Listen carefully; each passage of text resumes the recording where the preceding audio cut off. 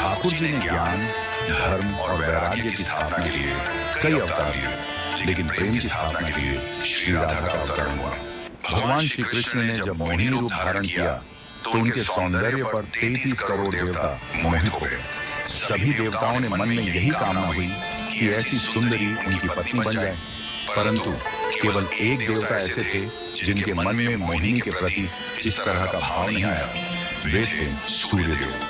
सूर्यदेव ने मोहिनी रूप को देखकर मन ही मन कहा, यदि ये मेरी पुत्री बन जाए तो मेरा जीवन धन्य हो जाए। सूर्यदेव की इस भावना को समझकर भगवान श्री कृष्ण ने उनकी ओर कटाक्ष किया और संकेत किया कि उनकी इच्छा पूर्ण होगी। समय बीतने के बाद सूर्यदेव ब्रजभूमि में वृषभानु महाराज के रूप में अवतरित हुए।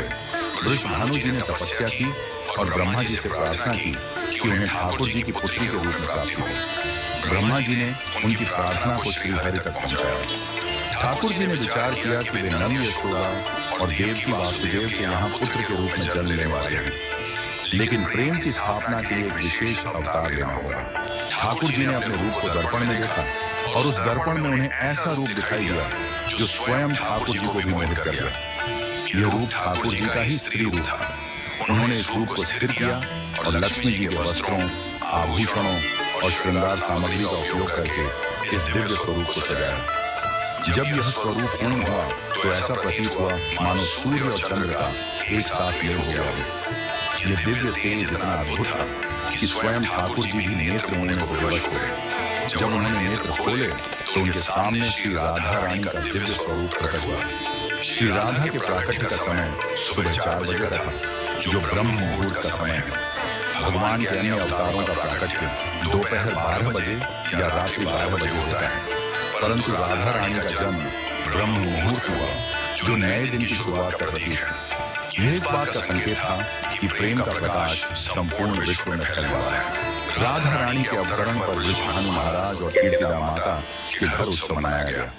सभी गोप गोपियां ब्रजवासी आनंद में झूम उठे, लेकिन एक अद्भुत घटना ने सबको चकित कर दिया। राधा रानी अपनी आंखें नहीं खोल रही थी। वृषभानु महाराज और माता कीर्तिदा इस बात को लेकर चिंतित हुए। कई साधु संत और विद्वान उनके दर्शन करने आए, लेकिन किसी के भी प्रयास से राधा रानी ने अपनी आंखें नहीं खोली। तभी देवताओं के आग्रह पर नारद मुनि वहां आए। उन्होंने राधा रानी के पास बैठकर उनकी स्तुति की। नारद मुनि ने जैसे ही स्तुति गाई, राधा रानी ने पहली बार अपनी दिव्य नेत्रों से नारद मुनि की ओर देखा। उस समय राधा रानी का स्वरूप ऐसा था मानो मृग नयनी सुंदर बालिका अपने पालने से झांक रही। यह दृश्य देखकर नारद जी आनंद से झूम उठे।